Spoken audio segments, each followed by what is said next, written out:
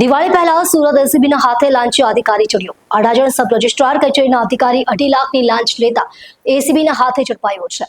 દસ્તાવેજમાં વાંધો નહીં કાઢવા અને ઓર્ડર કરી આપવાના નામે 3 લાખ રૂપિયાની લાંચ માંગી હતી। સુરતમાં જમીન ખરીદી મામલે દસ્તાવેજમાં કોઈ વાંધા નહીં કાઢી ઓર્ડર કરવાની કાર્યવાહી પેટે રૂપિયા 2.5 લાખની લાંચ લેતા સુરતના અડાજણ સબ રજિસ્ટ્રાર કચેરીનો sub registrar Mahesh R Parmar એસીબીના હાથે ઝડપાઈ ગયો છે। એસીબી પાસેથી મળતી માહિતી મુજબ ફરિયાદીના સંબંધી ખેતીની જમીન ખરીદવાના હતા, જે માટે સબ રજિસ્ટ્રાર કચેરી અડાજણ સુરત ખાતે દસ્તાવેજ નોંધવા નિયમ અનુસાર ભરવાની થતી તમામ ફી ભરી દસ્તાવેજની નોંધણી કરાવી હતી। જે દસ્તાવેજનો અન્ય કોઈ વાંધા નહીં કાઢી ઓર્ડર કરવાની કાર્યવાહી કરવાના આવેશ પેટે આરોપી મહેશ પરમારે રૂપિયા 3 લાખની લાંચની માંગણી કરી હતી। જે લાંચની રકમ ફરિયાદી આરોપીને આપવા માંગતા ન હોવાથી તેમણે એસીબીનો સંપર્ક કરી ફરિયાદ આપી હતી, જેને આધારે સબ રજિસ્ટ્રાર અડાજણની કચેરીમાં લાંચના છટકાનું આયોજન કરાયું હતું, જેમાં ફરિયાદી પાસેથી 2.5 લાખની લાંચ લેતા મહેશ પરમાર ઝડપાઈ ગયો હતો।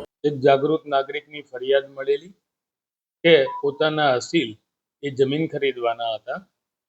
એ જમીન ખરીદવાના જે કાર્યવાહી હતી એના ભાગરૂપે તમામ કાયદેસરની જે ફીસ ભરવાની હતી તમામ ફીસ ભરી અને દસ્તાવેજનું રજીસ્ટ્રેશન કરાવેલું હતું।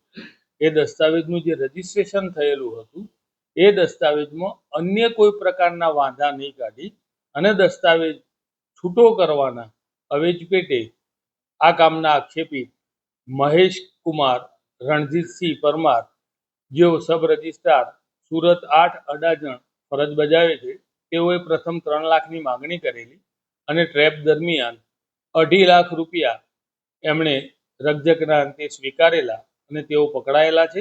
તેઓ વિરુદ્ધ કાયદેસર કાર્યવાહી હાથ ધરી અને તપાસ ચાલુ છે। આક્ષેપિત મહેશકુમારની સેલરી 80,000 રૂપિયા હતી અને જેઓ ક્લાર્કથી ભરતી થઈ અને સબ રજિસ્ટ્રાર સુધી પહોંચેલા છે, તેઓની ફરજનો સમય લગભગ 27 વર્ષ જેટલો થાય છે।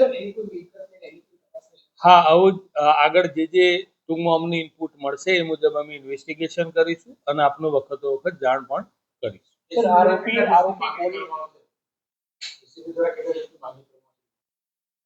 આજે 4 દિવસની એના રિમાન્ડની અમે માગણી પણ કરી।